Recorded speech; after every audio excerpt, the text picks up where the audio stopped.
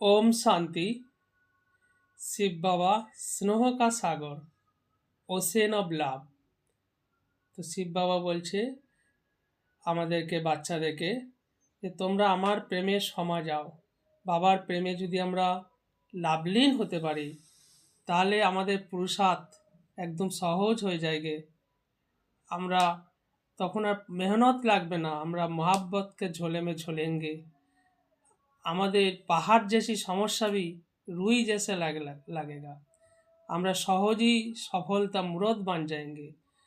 আমরা अतीन्द्रिय सुख के झोले में झूलते थकेंगे, मौज का अनुभव करेंगे।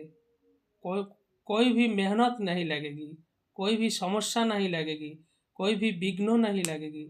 तो আমাদেরকে শিব বাবার প্রেমে একদম লাভলীন হয়ে যেতে হবে, শিব বাবার স্নেহে সমা যেতে হবে।